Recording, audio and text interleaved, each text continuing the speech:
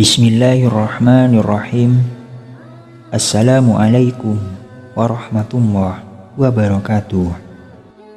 Syukur alhamdulillah, senang sekali rasanya kita bisa berjumpa lagi di channel ini. Sholawat dan salam selalu dan tetap tercurahkan kepada junjungan kita Nabi besar Muhammad sallallahu alaihi wasallam. Allahumma salli ala Sayyidina Muhammad wa ala ali Sayyidina Muhammad.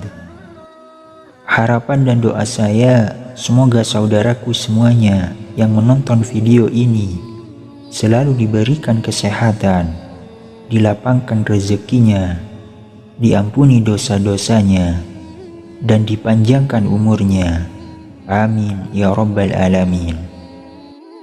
Sahabat beriman yang dirahmati Allah, berbicara tentang malaikat Allah, mungkin tidak banyak dari kita yang mengetahui perihal tugas dan juga apa yang dikerjakannya.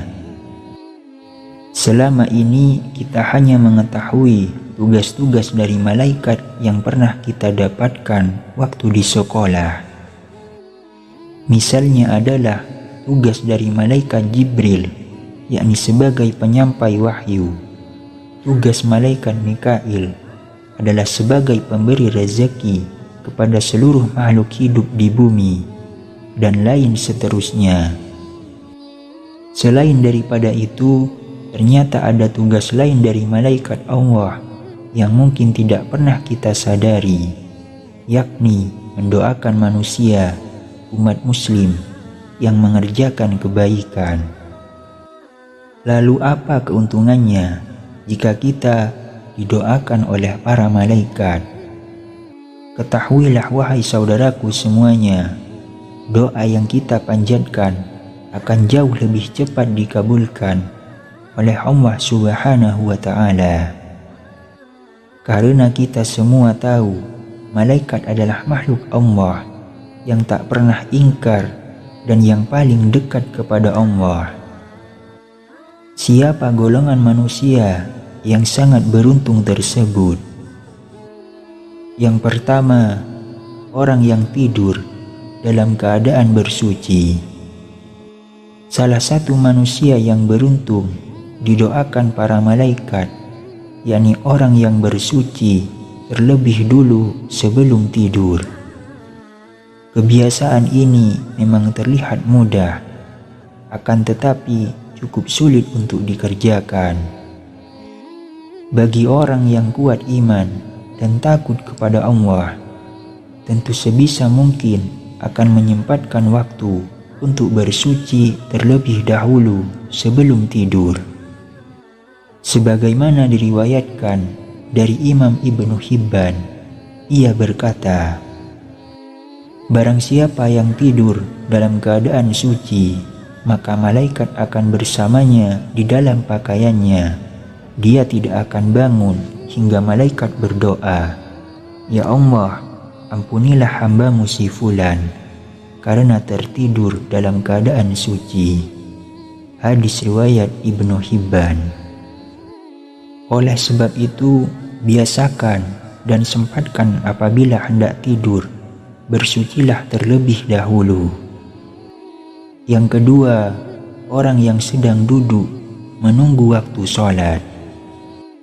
Dari Abu Hurairah radhiyallahu anhu, Rasulullah sallallahu alaihi wasallam bersabda, tidaklah salah seorang di antara kalian yang duduk menunggu sholat selama ia berdoa dalam keadaan suci, kecuali para malaikat akan mendoakannya, ya Allah, ampunilah ia, ya Allah, sayangilah ia.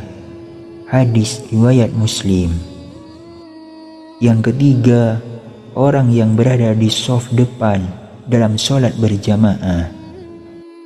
Rasulullah Shallallahu Alaihi Wasallam pernah bersabda, sesungguhnya Allah dan para malaikatnya bersolawat kepada orang-orang yang berada pada shaf-shaf terdepan. Hadis riwayat Abu Daud.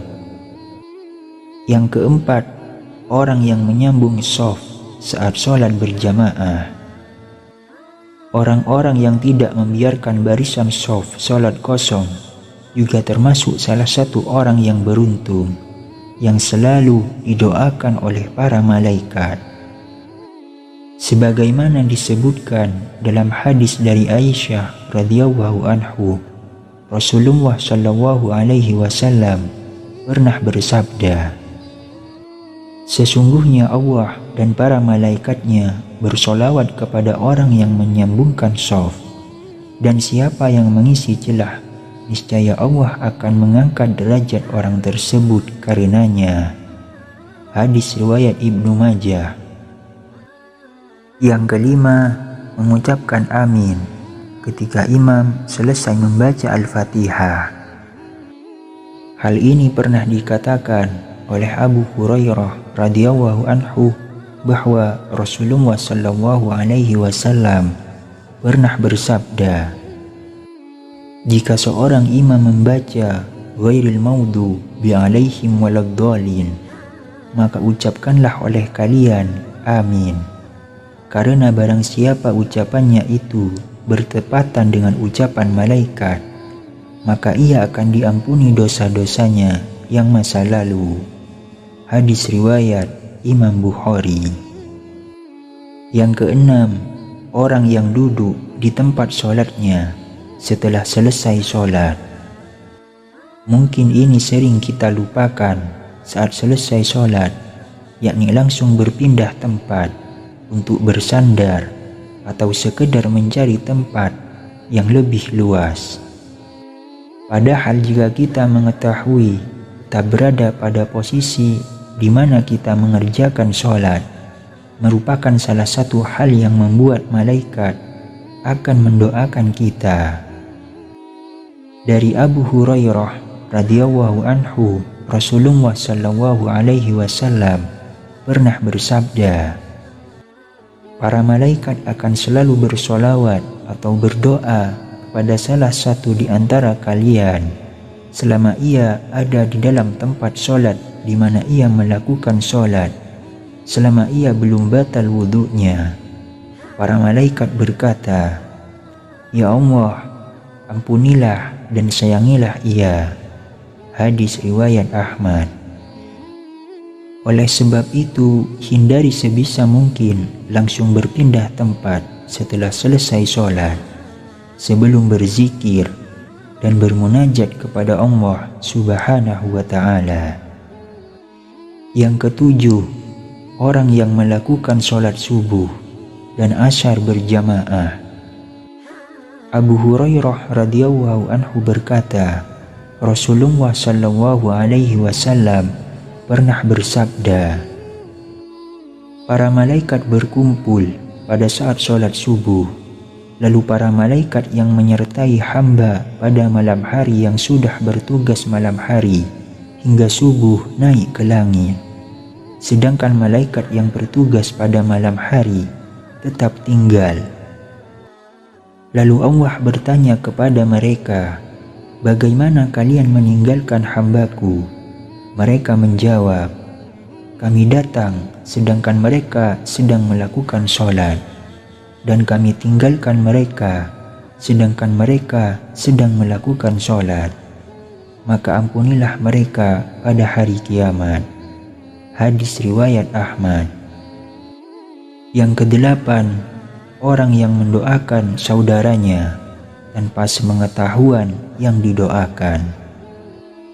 Rasulullah Shallallahu Alaihi Wasallam bersabda, doa seorang muslim untuk saudaranya yang dilakukan tanpa sepengetahuan orang yang didoakannya adalah doa yang akan dikabulkan. Pada kepalanya ada seorang malaikat yang menjadi wakil baginya setiap kali dia berdoa untuk saudaranya dengan sebuah kebaikan, maka malaikat tersebut berkata, "Amin," dan engkau pun mendapatkan apa yang ia dapatkan. Hadis riwayat Imam Muslim. Oleh sebab itu, doakanlah kebaikan kepada saudara-saudara kita yang mungkin sedang tertimpa musibah atau bahkan yang menyakiti hati kita.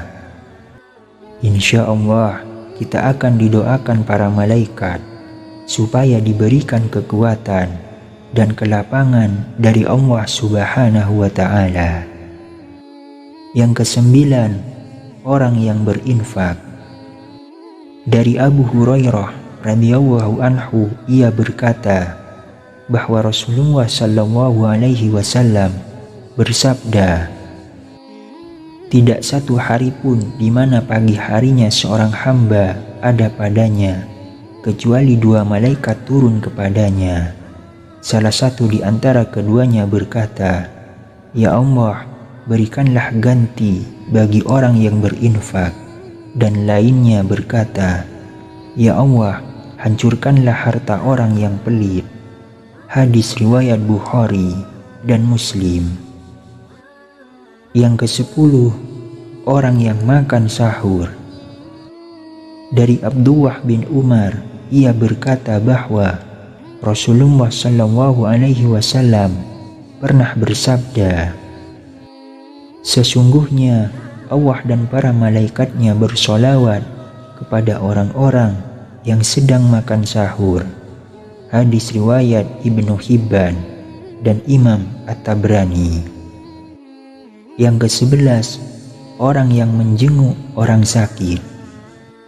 Dari Ali bin Abi Thalib, ia berkata bahwa Rasulullah sallallahu alaihi wasallam pernah bersabda, "Tidaklah seorang mukmin menjenguk saudaranya kecuali Allah akan mengutus 70.000 malaikat untuknya yang akan bersolawat kepadanya di waktu siang kapan saja hingga sore, dan di waktu malam kapan saja hingga subuh." Hadis riwayat Ahmad. Yang ke-12, orang yang mengajarkan kebaikan kepada orang lain. Rasulullah sallallahu alaihi wasallam bersabda, "Keutamaan seorang alim, seorang ahli ibadah, bagaikan keutamaanku atas orang yang paling rendah di antara kalian. Sesungguhnya penghuni langit dan bumi, bahkan semut yang di dalam lubangnya, dan bahkan ikan semuanya bersolawat kepada orang yang mengajarkan kebaikan kepada orang lain." Hadis riwayat Tirmizi. Sahabat beriman yang dirahmati Allah, kita semua berharap semoga kita bisa menjadi salah satu hamba Allah yang selalu didoakan kebaikan oleh para malaikatnya. Amin ya rabbal alamin. Demikian yang bisa saya bagikan. Semoga video ini bermanfaat untuk kita semua. Assalamualaikum warahmatullahi wabarakatuh.